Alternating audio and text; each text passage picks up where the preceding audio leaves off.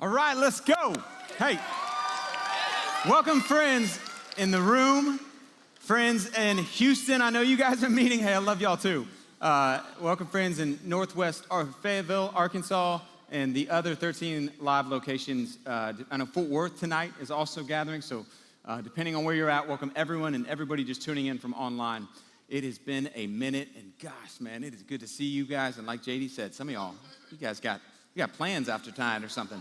Hey, I'm gonna welcome you in something that happened recently in my life since last time we were all together. I do pretty much the same thing every single day after I get home from work. I go into the house, I kiss my wife, kiss my kids, and then I take our 130-pound Rhodesian Ridgeback on a walk. Now, I don't walk and I don't run, so I have a longboard. Yes, just like that 14-year-old that you grew up with.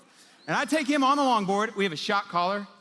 Don't email me, he never gets shocked. He's like a big baby elephant that you got to take on a walk once a day. And I take him on one lap around the block, get on the longboard, hop on there, no leash. He just follows right behind me. I finish it, and then we go inside. A couple days ago, I was doing that, got home, took the lap with the dog, and I went up to the house, and I was about to go inside, and I smelled smoke. And you know when you have that experience where you could smell like, it was like 6 o'clock at night, and there's a difference when you smell something like grilling steaks. It smells like hickory or like, man, that sounds great. And then we've all smelled what is clearly like something is burning around here, like significantly burning. So I begin to go, is somewhere on our house something on fire? And I begin to look around the outside, kind of the perimeter of the house, and look through and be like, man, because that's not a good thing anytime that happens. Where is this smell coming from? I mean, really strong smell. And I get around the house and I don't see anything, and so I begin to kind of wonder, is there something on with the neighbor's house? And I go over, I'm in my alley, behind my neighbor's house and between my house, and I see clearly smoke coming up from the backyard.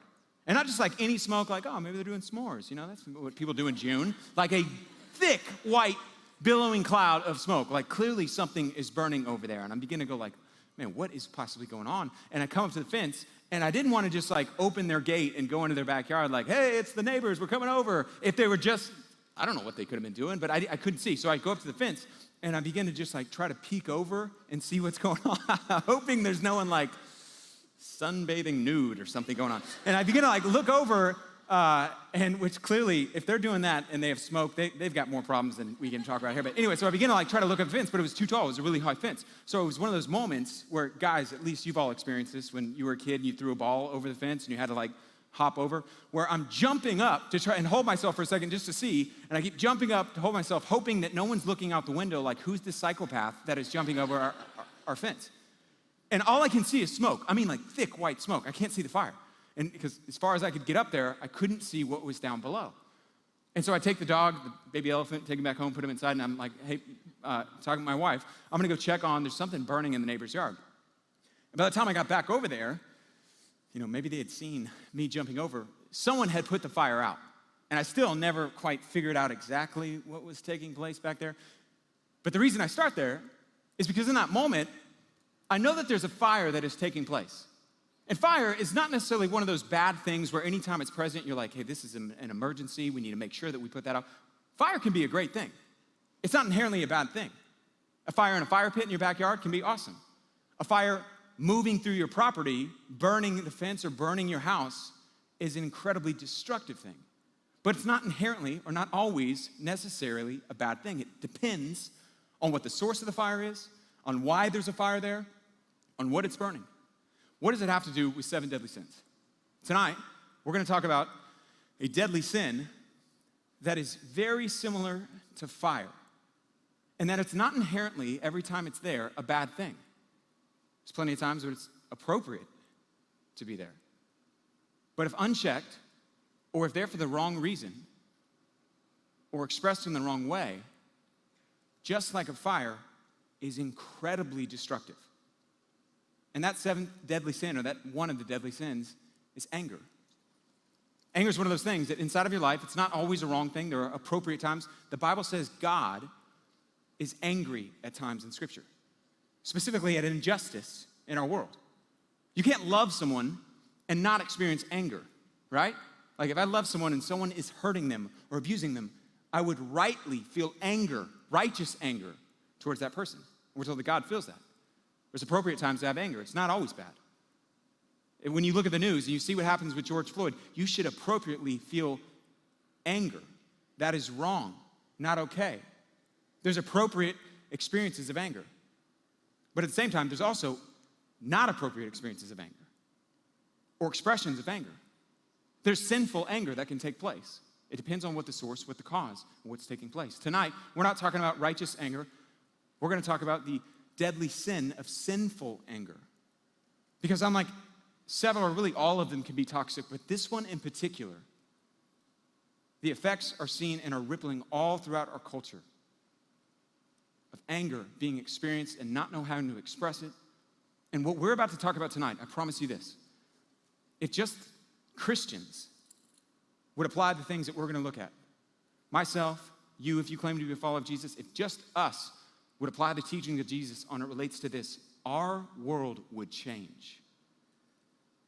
It's one of the things that it's impossible to not look around. People are angry about Corona. People are angry about their job. People are angry about the fact that they can't work. People are angry about the fact that they are work. People are angry about the fact that we're streaming or we're meeting right now. People are angry about any list of things. And oftentimes, sinful anger can grab our hearts, and anytime it does, it is devastating and it is destructive. And this will destroy your marriage if you allow it to. It'll destroy your relationships if you allow it to. But it doesn't have to. So we're going to look at three things in the scripture. What is the root of anger? Because I think it'll surprise you. And we're going to look at the results over and over. The scriptures say, if you don't deal with your anger, that will take place. And then look at the remedy that God uniquely provides in our world, unlike any other remedy that our world has to offer. So we're going to look at the roots. If you take notes, the roots, the results, and the remedy. The first one, the root of sinful anger. Let me ask a few questions before we go in there. Because the challenge with anger is it kind of masks itself. So most people are like, look, I'm not angry, I'm just frustrated. I'm not angry, I'm just disappointed. I'm not angry, and it kind of masks behind these little things. But here's some ways that you may know that you're angry. Is there anyone in your life that a part of you hopes that they fail or they suffer? You got some anger and bitterness buried in your heart. Is there anyone whose name, when you bring them up, it makes you upset? Thinking about what they did makes you upset. Anger and bitterness have taken root. Is there anyone who you would avoid in public? Or you wouldn't want to go to that party, you wouldn't want to go there or go to that dinner if they were around because of something that happened between you? There's anger. Is there anyone you're waiting? Maybe it's a family member, maybe it's a friend, maybe it's an old roommate. You're waiting to let back into your life till they apologize and say what they did or pay back for what they did. There's anger that's taking place. You can't always tell on the outside. A lot of times the most angry people, they're just totally internal, and they just replay tapes over and over in their head. They got these constant kind of battles going on in their mind, and they wouldn't think of themselves as angry because they're not very vocal about it, but there's anger buried in their heart, oftentimes leading them to keep those feelings to themselves, which only makes it worse. So the root of sinful anger, where does it come from? Jesus says this in Mark chapter 7, verse 21. For it is within and out of a person's heart that evil thoughts come. Wait a second, thoughts come from your heart? Geez, I think you mean the mind. The Bible, over and over, when it talks about the heart and the mind, it just kind of talks about the control center, the command center of your operating system, if you will, of your thing. So when it says hearts, thoughts come out of the hearts. Well, what's surprising is what he mentions next. Here's the evil thoughts that come out of your heart. Sexual immorality, theft, murder, adultery, greed, malice, deceit, lewdness, envy, slander, arrogance, and folly. What do you say? Jesus, those are all actions. What do you mean that those are evil thoughts? Jesus says, every evil action comes from an evil thought that has taken place in the mind. And all of that comes from the heart. All of these are evils, and they come from inside, and they defile a person. Jesus says sinful anger, what leads to malice, what leads to murder, comes from within the heart. In other words, typically when I get angry, I get upset, I usually don't think, oh man, there's something going on inside of me. I think, this person lied to me. This person took credit for something that they didn't do. This person cut me off in traffic, and they need to learn how to drive. I think that the expressions of anger come from the outside, and Jesus says, no. Anger comes from within. You may go through life and it'll trigger it. Stress will trigger your anger, and all of a sudden you're just really overwhelmed at work and you explode on your roommate or you lash out at a friend. And Jesus would say, hey, that's not because of the stress. That's because you have something broken inside of your heart. The root of your anger comes from within. If you don't fix that, you cannot fix your anger. Jesus' baby brother, James, his baby brother was not named Jesus. That would be interesting. James, at some point in his life, trusted in Christ. We don't have time to go into that, but how crazy is that? His little brother. And he writes a book called the Book of James. And the 4th chapter of that book, listen to what he says about what causes conflict, causes division, causes fights. What causes fights and quarrels among you? Well, James, let me give you the answer. She was mean. She was hurtful. They didn't respond. They didn't invite me to come. Nope. They come from your desires that battle within you. You desire, but you do not have, so you kill. And James is exaggerating. And he's saying, like, you desire, so you don't have, so you kill. And all of us will go, no, I've never killed.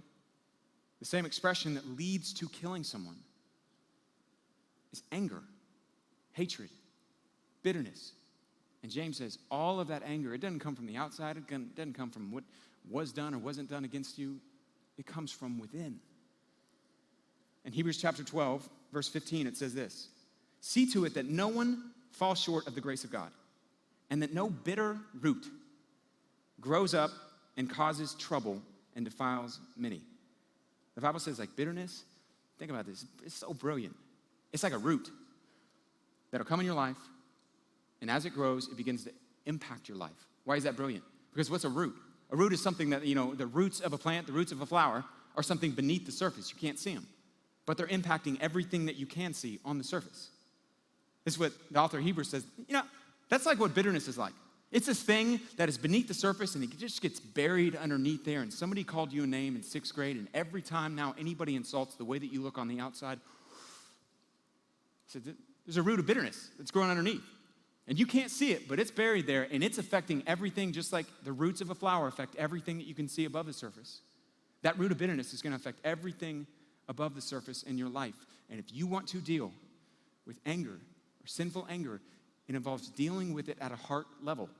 In other words, the temptation will always be, or often be, to think that anger is something that is caused by other people around us. As though, like, I'm justified in what I did because of, the actions that they took. My roommate, all of a sudden, I come home. We've been sharing a room for a while. I've told him so many times, when you wash the dishes and you get dishes in there, make sure that you don't leave it out because your little crusty noodles end up caking to the outside of the metal, and it's disgusting. And how many times, what am I, your mom right now? And you think that, man, I'm angry because of that. Jesus says, no. Anger comes from within. And so, like, this would be you and I's heart, and inside of it has a potential and the capacity to carry around anger. And then something triggers it, where a roommate comes out and comes all of a sudden, and they fail to, clean up the dishes that they had, or they borrowed your clothes without even asking, and all of a sudden, boom, and it pops out. And it's not because of something that they did. What they did just triggered the anger that is already inside of your heart to come out. This is the way the Bible talks about it. That you'll be going along, and road rage. People are driving, and you think it's because, look, you're driving, we're going up 75, and we're locked, gridlock here, and everyone, if you could just learn how to drive, and you explode, and you think it's because people don't know how to drive. You think it's because people, if we could all just drive 70 people, the problem would go away. And James says, no. Jesus says, no, the anger, it's already in there. Those are just triggers that are bringing it out to the surface. At work, where you snap and you respond to a coworker, or to your boss, or you lash out with an email because they got credit for something that they didn't do, or you lash out because you didn't get credit because of something you did do. And Jesus says something really profound and really necessary if you and I are going to experience freedom from anger, which is knowing anytime that anger pops up, it's a heart issue. It's underneath the surface. There is a way to address it. And if you do not address it, like any fire that seeps out, will continue to burn and bring destruction to everything it touches. And let me just say this. In the room, all of us have certain levels of anger that are buried in our heart. And all of us also express that anger in different ways. Like, there's really at least two categories of people in the room. There would be people, when it comes to getting angry, they would be what you would call an exploder. This is the guy, gets upset, punches a hole in the wall. We're very clearly like, yes, he has an anger problem. Very easy to see. This is the girl who, gets upset, just goes on, a rampage online, and she is keyboard Karen, going to everybody's comments, being like, I can't believe you. And it's clear, like, man, she's clearly angry. So there's the exploder, and then there are the imploders. This is a much more difficult to see perspective on anger, or expression of anger. This is the person who doesn't explode outwardly. They get hurt, and they just shut down. You hurt them in a relationship, they totally withdraw. This person ends up behaving passively aggressive towards you, or, she's like, you're friends, or you thought you were friends. And you're like, well, why didn't you invite me to the party? And she's like, oh, what? And she just behaves in a way. Or she's passively aggressive, as in passive aggressive, meaning on the outside it's passive. But there's clearly anger and hurt that is taking place, and just as angry and hurt and seeping with bitterness can be that person. Often the imploder, if you are one, you deny your anger. And somebody hurts you, and you don't even have time to totally process it all in the moment, and so they're like, hey, I'm sorry, did that hurt you? And you're like, no, everything's fine. Just please leave me alone for the rest of my life. And that's what you do. But you harbor that anger, and you're going to carry it around, and you may not lash out at the person who hurt you, but you'll carry it around, and it will come out, even on people who have nothing to do with that hurt. But the root of all of it is at the heart, and there is a way to address it. Ultimately, the results of what happens from sinful anger are the same every single time. Jesus says this in Matthew chapter 5, verse 21. This is in the Sermon on the Mount. Most famous sermon Jesus ever gave, just picture it. They call it a Sermon on the Mount because he taught it. In Matthew chapter 5, verse 1, we're told from a mountainside. Jesus is sitting there early in his ministry, very first message he ever gives, thousands of people gathered around. See it. This Israeli 33 or 30-year-old rabbi shows up, and he begins to teach and blow everybody's category in this sermon. And this is one of the things that he says. You've heard it said long ago, you shall not murder. And anyone who murders will be subject to judgment. But I tell you, anyone who is angry with a brother or a sister or a person will be subject to judgment. That word subject to judgment is just out of step with God's command. Has fallen short of what God commands. In other words, Jesus is like, you guys put the line at murder. As long as you don't murder, no anger problem. Jesus says, no, that's not where God puts the line. Anyone who holds anger in their heart is out of step with God. Now, the word anger in this context of being angry is not the word like you had an angry thought, a one-off occasion. It's a word to dwell on or focus on that anger, continue to replay it, not deal with it. In other words, it's not an anger you feel in a moment. It's an anger you fuel or you feed over time. That you keep replaying, and the more you replay it, the more you continue to not believe more and more the best about someone. You believe the worst and worst and worst and worst and worst. And Jesus says, when you do that, you are just as guilty and just as off as the person who murders. And then he says, verse 23, if you are offering a gift at the altar, that'd be like if you're going to church, and you remember that your brother or sister has something against you, I want you to leave your gift at the altar, in the front of the altar. You go there to church, raising, you turn graves into gardens, yes, I will. And you realize, man, I think that Becky was hurt by the tone of that email or my text message or what I did. He says, in that moment when you realize that, I want you to leave your gift at the altar and go and be reconciled in that relationship. Then come back and offer your gift. Why would you say that, Jesus? Because Jesus knew that the results of sinful anger every time are broken relationships. Every time sinful anger takes place in your heart, every time you allow it and I allow it to exist in your hearts, the damage that's going to take place is damage to you and damage to your relationships. And I'm not even talking about like, oh, well, Becky hurt me in that moment, so now I guess Becky and I are just going to be off. You harbor that bitterness, and it's going to show itself back up in all kinds, every relationship, or lots more relationships than just that one. Because the damage or the results of sinful anger in the heart are always broken relationships. Jesus says something really profound. I Think about this. I don't know, maybe you're here and a friend invited you and you're not even sure where you are in faith. What Jesus just said to his audience, how category blowing was this? I want you to prioritize over giving any sort of sacrifice, over coming to church and worship. I want you to prioritize your your horizontal relationships with other people above this one. Like, in other words, hey, we're not going to be good if you continue to live not good with other people. You continue to hide behind like, well, they hurt me and they need to come apologize to me because really, I may have not been the best in that moment. But if anybody is at fault, it's them, Jesus would say.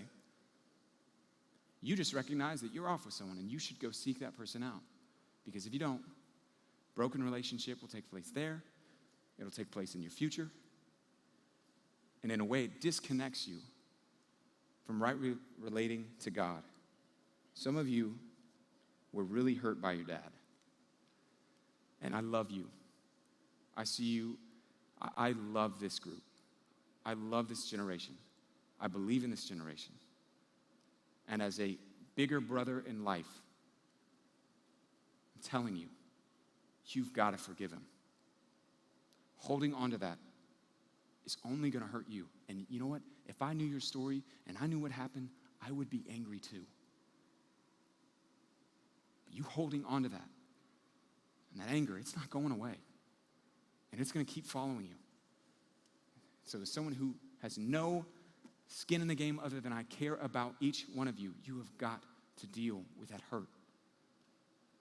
Some of you have a past job, and you weren't treated right there. And so one day, you just kind of like went MIA, and you were like, I'm going to do ghosting to my work. And I'm just saying, I'm done. I'll leave the computer, and I'm not coming back here anymore because I've been updating my LinkedIn profile, and I got some leads, and I'm going to run that direction because you guys don't appreciate me, and ain't nobody got time for that. And you decided you were going to let that hurt rule your life. And you may need to call up your old boss and say, hey, I didn't act like God would have had me. And the way that I responded to how I was feeling or the hurt that I experienced was wrong. And you need to forgive and make the decision. And I'm going to talk more in a second about what that looks like. Some of you are angry, understandably. You're just angry at men because you were sexually abused. And it wasn't your fault. And that type of action angers the heart of God. And it was wrong. It wasn't deserved. And it wasn't okay. But you've got to work through that hurt and that anger. And I hate that you feel that. And it's really understandable you feel that. But if you keep holding that, it is not going away. And God loves you. He doesn't want you to go through life holding on to that pain and that anger. It's not hurting them, it's hurting you. And will continue to hurt you. I don't know what experiences. Maybe it's family or a sibling or a past roommate. And you're really hurt, understandably really hurt. A boyfriend who cheated on you. But if you hold on to that bitterness, it'll continue to grow, to add more experiences like it, and like a fire will eventually make its way out and hurt any relationship that's in your life. When I do counseling with marriage, or with couples, when I do marriage counseling, or I agree to marry someone, I ask the same question, or one of the questions I ask it every time. And I ask both the groom-to-be and the bride-to-be, is there anyone in your life who you've not forgiven? Parent, past relation, is there anyone that you're harboring and holding to bitterness on?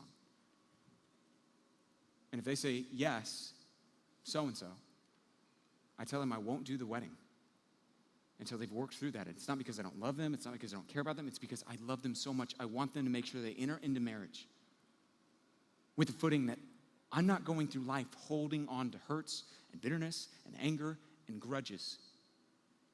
Because if you hold on to hurts before you get into marriage, you're going to hold on to them when you get in there. Because you're already used to it. It's just what I do. When somebody really deeply hurts me, and almost always the case, the answer to that question, if someone says, yes, I haven't forgiven this person, you know what it is? It's not that, oh, you know what? The grocery clerk at Trader Joe's was like, oh, you can have one bag. And I was like, oh my gosh, and this is the person I'm angry. It's never that person. It's my dad. It's my mom. She walked out. It's my sister. It's some like intimate relationship. And I lovingly look and I say, if you can't work through that and forgive that person, you're not ready to marry him or you're not ready to marry her. Because that intimate relationship that really hurts you, that's generally how it gets hurt, is it's like it's a father figure, it's a mother figure, it's a sibling, it's my own blood. That's why the pain is so deep. You will have the same experience with your husband, with your wife. Listen to me very closely. If you have not forgiven people, as lovingly as I can say it, you are not ready to get married. 85% of you, 80% of you will get married by age 35. So everyone but y'all. And I'm totally kidding. That's true. Statistically speaking, that's true. Statistically speaking, what else is true is 50% of you will get divorced. Why? Because people go through life and they hold on to these hurts and they feel justified in these hurts, and I can't believe that they did that, and no one ever says, you need to deal with that pain. You need to deal with that hurt. Then they take it into marriage, and then the most intimate human relationship you can have. Anyone know what that is? It's not your sister. It's your spouse. The person who the most intimate relationship you have, and then they hurt you. And just how deeply intimate it is also equates to how deeply painful it will be when they hurt you, and they will hurt you. Sometimes intentionally, sometimes not intentionally. It's just a part of being married to another sinful human being. So if you haven't worked through, and you're the person who, man, when I get hurt, I hold on, I hit the ejection button, I get out, you are not ready to get married. Because when you move in that direction, marriage is one deep hurt after another and having to choose. I'm not holding on to this grudge. What I mean, like, imagine with me. I saw this illustration, a friend of mine shared it with me, and I was just like, man, it's such a great illustration. Especially for this group as it relates to marriage. And I know a lot of you are like, dude, I'm not even dating. And you're angry at me because we're talking about marriage. I know you're not. I'm saying before you even get there, you need to know, if you hold on to that hurt, you hold on even to that roommate, and I can't believe that he did that, and I don't talk to him anymore. You're the type of person that is gonna hold on to hurt against your spouse. Because you're gonna get in there and you're gonna realize, as great as, you know, if you're dating him and you're like, not us, baby, we're together forever, it's amazing. You're gonna realize there are gonna be times where they deeply hurt you. And you're gonna find yourself going, I cannot believe that. And all of a sudden, if you're already making the practice that, hey, I got hurt, I hold on to it.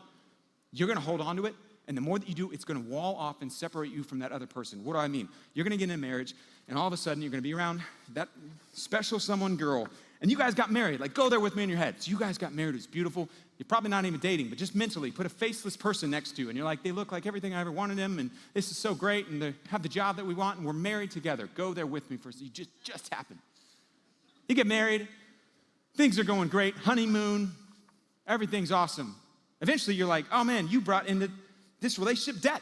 We gotta get rid of your debt, or we gotta get rid of my debt. So we're getting on a budget, honey. And then she's gonna show up and she's gonna say, hey, great news. I know you're gonna be pumped for me. There was a sale at Nordstrom's. And so they had these shoes, and I was like, oh my gosh, I can't believe that it would be like wrong to not buy these shoes because I'm gonna need shoes eventually, and this is the most affordable I've ever seen them before. And you're gonna be like, we're on a budget, babe. Why did you not follow the budget we agreed to that we set out on? You like continue to do this. And I'll tell you why, it's because you're selfish. You don't care about it, and you'll lash out, and you'll hold on to that grudge, and all of a sudden, that offense gets buried inside of your heart. And you begin to go, this is just who she is. She doesn't care. Same thing's gonna happen to girls. We're gonna find yourself, your husband, all of a sudden, you had weekend plans. And when you were dating, one of the things you loved about him was he was flexible. He was just, go lucky. He doesn't keep a calendar, like he's not rigid, and I'm a little type A, and so it really balances us out, and I just love that about him. And then you get married, and you know what? You had a shower planned, a good friend of yours, maybe a bridesmaid in your wedding. She's got a wedding shower coming up, and you were supposed to go as a couple shower. You're gonna go together, and he double booked. Because remember, you married a guy who's not rigid, doesn't keep a calendar, so he's a little flexible, and you're like, you don't even care about me. You knew how important this was to me, and the thing that you were so like, oh, I just love that about him, all of a sudden, you're like, you don't care. Then, one night, you come home, and one of you decides you're gonna initiate sex. And the other person finds himself going, oh man, it's just been like a really stressful time, or I'm just really tired right now, and I'm just kind of not in the mood. And I know what you're thinking. You're like, no, we won't. No, we'll always be in the mood. I'm going to marry someone with the same sex drive that I have. We'll always be in the mood. No, you won't. And you're thinking right now, no, he's wrong. We totally won't. Nope, you're still wrong. Not going to happen. And you are going to initiate sex, and they are going to say no. And you're going to feel offended, and you're going to go, what do you just think I'm fat now? Is that what this is about? And you're going to run there and think, he doesn't care about me. And all of a sudden, that offense continues to build and to build and to build. And then, we didn't even introduce the in-laws, okay? And she's got a really close relationship with her mom. So she calls her mom all the time. And you know, when you were dating, you didn't even realize it because you didn't see her on the phone all the time because you didn't live together. And she would just call her mom every night after she got done with the date. She's driving home, she's calling her mom. You don't even know it. They're really close, talks all the time. Then you get married, you live together. You see it all the time. Sitting on the couch, you're like, I thought we were gonna watch the show. And she's talking to her mom, giving the update. And when she has trouble, she needs advice. Who does she call? She calls her mom. You had no idea. And all of a sudden, you begin to think, this woman doesn't even respect me. She doesn't care about my opinion. She just cares about her mom. She cares about what she thinks way more. She does what I think. And all of a sudden, bitterness after bitterness. Then you got holidays. And you were like, man, holidays are going to be great. I can't wait. Once you get to the fact that, hey, you now divide the carries on the holidays. So you're like, oh, we going to Christmas at your mom's or Christmas at my mom's? And she's like, well, I think we both know that your family's a little awkward, and mine gives the best gifts, and so this feels like really easy. Let's do Thanksgiving with yours. And you're like, Thanksgiving? That's like the B-team version of holiday. You don't care. You know my mom gave birth to me, right? And all of a sudden, what gets buried is anger, bitterness, and hurt. And then he ends up working late, and you had plans that night, and you're like, I told you we had dinner with the Smiths. Do you not care about our family? And he's like, yes. What do you think I do at work all day? Just get a massage? I care about our family. I work really hard. And both of you go, you don't care. You don't care about our family. You don't care that I work. And all of a sudden, step after step, it just begins to grow. And then you introduce little ones. Those are going to be fun. They got these little kids. They look like you. It's little mini-me, little girl, princess dresses all the time, super fun. They also don't sleep that great. So one of you is going to be what we call a light sleeper. And what's going to happen is they're going to be the one who hears the children at night. Typically, this is always the mom. They've got some weird spidey sense. But they end up waking up in the middle of the night. They hear the kids crying out there like, and they wonder, why don't you care about our kids? I'm always the one getting up in kids, and I'd like a little help from time to time because I'm up all hours of the night, and you don't even care. And I kicked you 6 times last night, and you don't care about your children. And it continues to grow and grow. And you know what's weird? Like, you get better over time as you do these things, and you begin to hold on. And little things that you're like, how did that even become a thing? Becomes a thing. What do I mean? Like, eventually, after those little kids come, you're gonna be, sometimes things happen with the body and hormones, and there I go. And the wife will feel like, man, I just don't feel as pretty as I used to feel, and I can't work out nearly as much because I have these babies all around me all the time that are just little milk monsters, and I feel like I'm just kind of gross. And then you get this sale, and you get that dress, and he was like, get that dress, and you get that dress, and you get home, you're going to a banquet for his work, and you put it on, and you're like, oh man, I just need some affirmation right now. I just feel like it's been kind of gross for a while, and I just want to look pretty and just be affirmed. And you ask your husband, how do I look? And he says, great. Men? She doesn't want you to say great. She wants you to say, oh, wow, we are getting a babysitter, we are canceling the banquet, we're getting a hotel is what we're getting. That's what she wants you to say. But she doesn't hear that. So all of a sudden she runs to, great? I look great? He doesn't even love me. And one by one by one, your relationship begins to get walled off. And that offense after offense builds a fence between the two of you. It happens, it's happening. It's why the divorce rate is what it is. And if you can't learn to be the type of person that doesn't hold on and say, I'm keeping this, you're not ready for marriage. And if you're in a place where you're seriously dating and moving that direction and you haven't forgiven people in your life, I'll talk about that in just a second. You are not ready to move in that direction. And now is the time, whether you're single, dating, or whatever you're at, to begin to form the habit. I don't hold on to these. Because anytime I do, it's going to keep showing up and keep breaking down relationships. Jesus says it happens every time, but there is a solution. Ephesians chapter 4, verse 26 and 27 says this. In your anger, do not sin. Do not let the sun go down while you're angry. Do not give the devil a foothold. I want you to listen to this next verse. The Apostle Paul wrote this next verse from a Roman jail cell where law enforcement had wrongly arrested him for a crime he did not commit. He was waiting to be killed for the crime of being a Christian. He wasn't sitting, drinking a latte at some all-inclusive resort when he wrote what he was about to write. It's pretty crazy. And as he leaned back with scars on his back from being whipped against the jail cell, he penned down the following words. In 60 AD, get rid of all bitterness, rage, and anger. All bitterness, Paul? All of it. Brawling and slander, and every form of malice, which is just ill will towards people. How do I do that, Paul? Be kind and compassionate to one another, forgiving each other just as in Christ, God forgave you. The remedy for sinful anger is forgiveness. And I'm making the decision to forgive. Now, what does forgiveness mean? Because this is a word that's really churchy that most people are like, oh, yeah, I know what it means, and they don't. Like, forgive and forget, that's right. No, that's not right. What does forgiveness mean biblically? Everyone follow me? It means I'm releasing in the face of hurt, in the face of harm taking place against me, in the face of whatever has made me angry and bitter. I'm choosing to release my demand for justice or for payback to God. I'm choosing, hey, you cheated on me, and I'm really angry, and I want you to suffer because of that. I'm choosing to forgive you by releasing the demand that's in my heart for justice to God. Forgiveness is not excusing sin. It's not saying, oh, that's not that big of a deal. No, sin is a huge deal. It's such a big deal, Jesus had to die for it. Forgiveness does not require forgetting. In fact, I don't even know that you can fully forgive someone if you just forget. That'd be awesome if Men in Black could just show up and be like, hey, you never remember this again. No. Real forgiveness shows itself in that you did that, and I forgive you. I'm not holding you accountable for paying back, for what you owe me, for what you took, for how you hurt me. It's releasing that to God. I'm trusting God with justice. Forgiveness is not denying your hurt or your anger.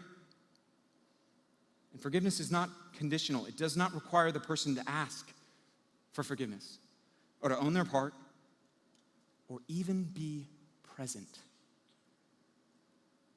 It's releasing the demand for justice to God. The Bible just said, how do we forgive? And Paul said, you forgive like God forgave you when you didn't deserve it, still don't deserve it, haven't earned it, but in Christ, he forgave you. He paid for all of that debt, for every hurt, for every wrong, for every justice that will and must take place. And we forgive just like God forgave. In Matthew chapter 18, let me tell a really quick story. We're not far from landing the plane. Matthew chapter 18, the disciples come up to Jesus, and this was all throughout Jesus' teachings. I mean, it's pretty crazy. You read over and over, like he was really passionate about, I love relationships, and if you hold on to anger, you're not going to have good relationships. You've got to forgive. And so Jesus had these guys, the disciples, that heard him talk about this a lot. And they come up to him, and Peter is like, hey, guys, I got a question for Jesus. I got an answer. I'm really proud of my answer. Can't wait to see what happens. Goes up to Jesus. Jesus, how many times do I forgive my brother? Now, in Jesus' time, there were like a few schools of thought, or like there were these philosophy, the rabbis basically, that had these camps of like, hey, this is the number you forgive. Up to 3 times, if they do that action, you forgive them. Other people would be like, no, you forgive them once. If they do it again, they do it once, shame on me. If they do it, no. However that expression goes, if they do it twice, shame on me. Once, shame on them, whatever that is. There were these different schools of thought. Peter comes up. He says, how many times should I forgive? And then he throws out what he was like a zinger. Up to 7 times? And the reason I say he would have been proud of it is because there's no rabbis that were teaching that. So he's going, hey, look how generous I am. Up to 7? Huh? How about that? Look how great I am. And Jesus says, not 7 times, Peter. 70 times 7. In other words, you never stop forgiving. And jaw drops happen all around Jesus. We go, what? Over and over and over? Over and over and over. Because that's how God has forgiven you. And he tells this parable. It's a beautiful parable, and we don't have time to read it right now, but here's the summary of the parable. Jesus says, the kingdom of heaven is like this. There was a guy who had a $6 billion debt. Literally, if you take the number that Jesus equated, $6 billion. This dude had hit Vegas way too many times. Something had happened. He got in debt to another guy, $6 billion. And the guy says, hey, you're way overdue on your debt. You got to pay your debt. And the guy says, I can't pay it. It's $6 billion. He says, all right, take him, take everything he owns, take his family, and sell them, and we'll take the products that are over there. Or we'll take whatever we make off of that person. And the servant, we're told, that was in debt, he throws himself to his knees. He begins to say, Jesus. He begins to say to the person in the story, I'll pay it back. Please, give me enough time. Please, show me mercy. And those listening would have known, you can't pay $6 billion back. This was a debt way too great. But the servant's begging, please, give me mercy. Please, I'll pay it back. And we're told the person he was in debt to showed him mercy and said, I will forgive the debt.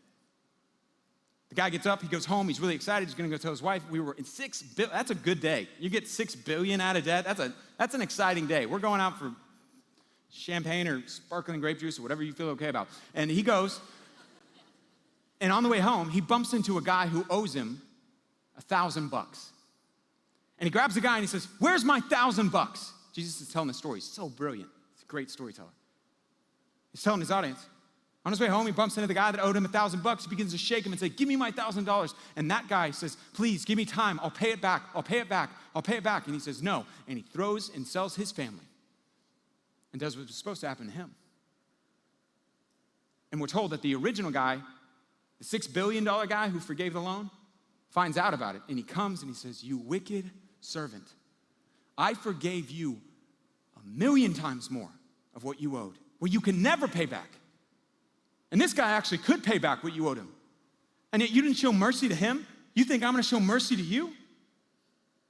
And then Jesus says this line, this is how my heavenly Father will treat each of you unless you forgive your brother or sister from the heart. Wait a second, are you saying that, like if, I'm a Christian, but I don't forgive somebody, that you're gonna throw me in some jail? And Jesus is saying, if you're a Christian, you forgive people because you have been forgiven of a debt way bigger than whatever they did to you. And I know that's crazy because the pain in this room, I've been doing this 13 years. The stories that I've heard of horrific things that have happened are that they're horrific. And Jesus would say, no matter what the pain was, and it wasn't right, and it wasn't deserved, and it wasn't fair, and it wasn't okay, but it pales in comparison to what you and I have done in sinning against God, and you must forgive and choose to forgive. What does it look like to forgive? It looks like canceling the debt. And let me be really clear, I'm gonna move quick, and I want to, best I can, help practically walk through what that looks like, I think, in your life.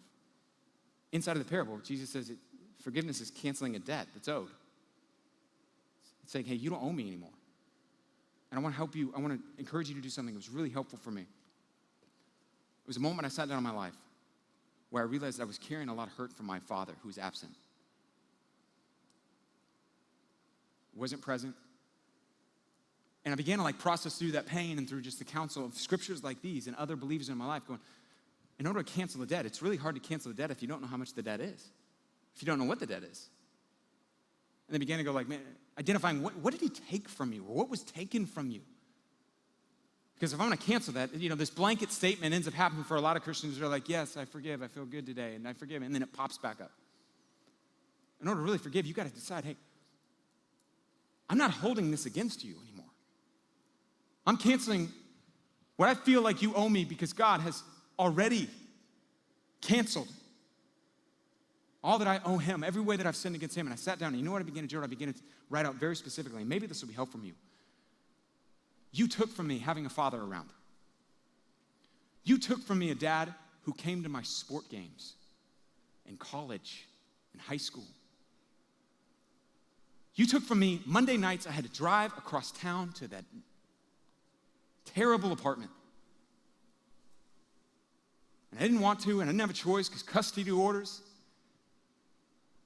You took from me having an example in my life of what it looks like to love a wife. And I'm deciding, you don't owe me anymore.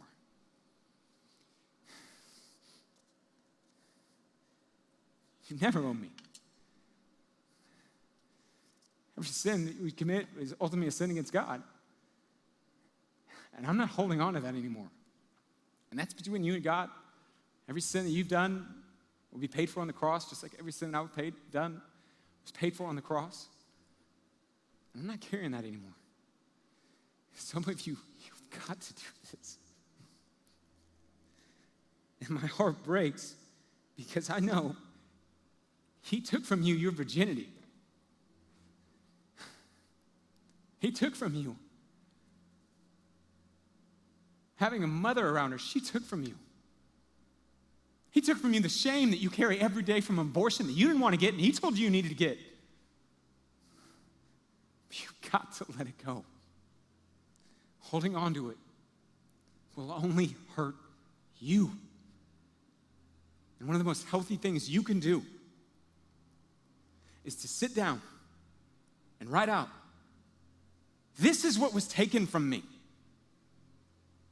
This is what I experienced, and it wasn't right. And I'm not saying it was right by forgiving it, but I'm not going to live my life allowing my past experiences and past hurts and people that hurt me so deeply to rule my life, to rule my future marriage, to determine the type of person I'm going to be. I'm not doing that anymore. I'm not putting whether or not I'm going to have, a healthy relationship with my future husband in the hands of somebody who did horrific things against me. I'm not giving you that power. And it won't be easy, and it's really hard. But God promises, when we do, not only do we look, Lord, like Jesus, we experience freedom because holding on to that bitterness, it's only going to hurt you. And as you head into life, all of us have sinned against a perfect God. And what we do as Christians, and this is why I say there is no remedy that I know of outside of what Jesus did on the cross, where the way that we deal with sin that happened against us and terrible, painful things that happened against you is not by pretending they didn't. That doesn't work. It never will work. It's by making the decision. What you did was terrible. It hurt me. It deeply. I've carried that pain for years. And it's making the decision. I'm not going to carry it anymore because I'm bringing, like every hurt I've ever had in life, it to the God who was unjustly, unfairly killed, crucified, and had his life taken for every father in this room who failed their kids, for every sexual abuser, every racist police officer, every atrocious act, all of them were paid for. And this is the only way to experience freedom, is to accept, God, I'm a way bigger sinner. I've done way worse things than what I am asking or what I'm holding other people. Or I've done equally as terrible things, and the forgiveness that you have extended me is far greater than any forgiveness I'll ever be able to give them, and I am accepting. You paid for it on the cross. Every horrific action will be paid for and was paid for on the cross will be paid for by that person for all of eternity. Every injustice will be made right, even the ones not caught on camera. And I'm not going to hold on to that bitterness anymore. I'm not carrying that for the rest of my life. And I love you guys. I love you. And I don't want that for you. But I don't have a decision over whether you're going to release that, whether you're going to decide, I'm not carrying this any longer. I'm not going to define my future, but what happened in the past, what happened against me in the past. It's not a decision I get to make. That's one you have to. As you walk through that, if we can serve and care for and come alongside, we'd love to. But God has extended to all people. You bring those and you drop them. They have been paid for. You don't have to hold those. You release them to me. You release them to me. Let me pray. Father, thank you for the fact that when we didn't deserve it, we don't deserve it, you extended a forgiveness to a debt we could never repay. Candidly, in life, it feels like what you ask us to do sometimes is not possible. And so I pray that you would help hundreds of us in the room who've experienced hurt at levels we can't even really put into words. I pray for the hundreds in here who have been sexually abused or raped. I pray for those who were molested by a family member, their parents divorced, their parents was alcoholic, they abused them, they were robbed, they were unjustly treated by coworkers. You would help us, God, to have the strength to do what feels impossible, but you went well beyond in the lengths you went to forgive us. And you gave us your Spirit. And so would you, by your Spirit, help us, strengthen us, and move us? Would we be free, forgiven? Worship you in song. Amen.